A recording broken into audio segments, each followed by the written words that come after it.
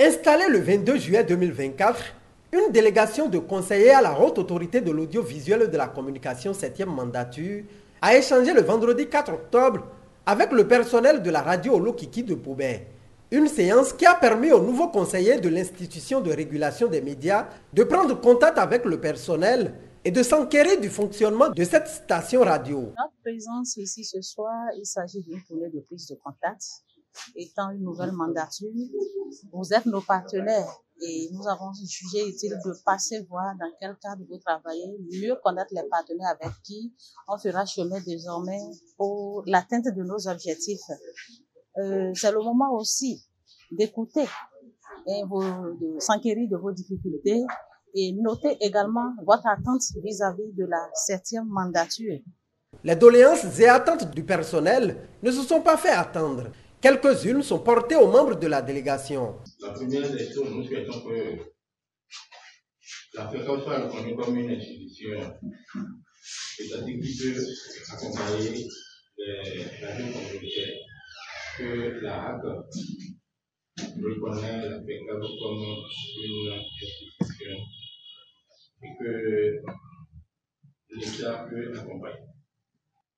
En dehors de ça, nous souhaitons que depuis quelques années, l'aide de l'État à la presse ne l'a plus. L'aide de l'État à la presse, nous ne l'avons plus. Nous ne savons pas pourquoi, puisque ça aide nos radios. Ça aide beaucoup nos radios. En dehors de ça, la HAC a l'habitude d'organiser des formations, surtout des formations in situ. Ça nous avantage, nous, en tant que radio de proximité, nous qui ne sommes pas à côté de nous et que nous sommes dans les autres départements, puisque ça permet de former un bon nombre de nos collaborateurs. Donc, nous souhaitons que ce que faisait la HAC par rapport à la formation in situ, que la HAC reprenne ça en main. Ça nous permettra de faire beaucoup de recyclage, puisque à chaque instant, il y a les anciens, mais nous avons encore de nouvelles têtes.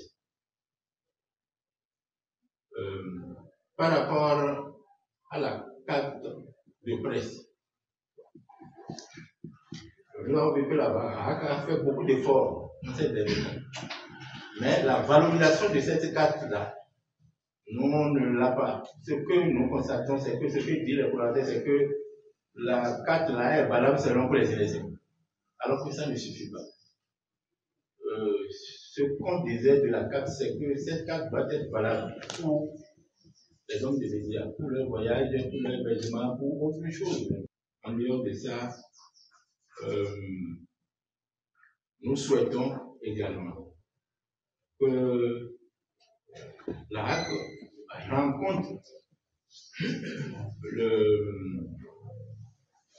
l'Assise supérieure de chaque organe, le conseil d'administration, pour que les radios soient plus structurées. Si, avec la nouvelle équipe là, le journaliste peut retrouver désormais sa valeur, c'est que ça va beaucoup nous soulager.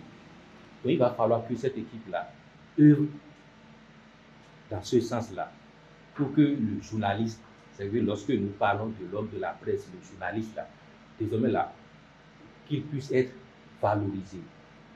Si vous pouvez aussi œuvrer pour que l'État puisse aussi tourner un peu son regard vers les organes privés, communautaires que nous sommes, je crois que ça va être bon. Face aux difficultés, l'on rassure et appelle le personnel à plus de professionnalisme. Vous venez de les relever tout à l'heure, l'aide à la presse privée qui manque, et difficultés liées à la revalorisation de la carte de presse. Nous avons noté bien tout cela. Nous allons rendre compte fidèlement, comme la 7e mandature est assez ambitieuse, c'est déjà des préoccupations qui sont au cœur de nos échanges. Et d'ici peu, vous verrez vraiment le fruit de cette tournée-là. Il ne s'agit pas d'une HAC gendarme, mais une HAC qui se veut vraiment proche de vous pour atteindre effectivement nos objectifs et pouvoir faire un bilan élogieux à la fin de notre mandature.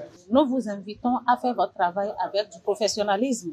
Vous savez déjà qu'est-ce qu'il faut passer comme information et qu'est-ce qu'il faut éviter, surtout que nous traversons une période de crise.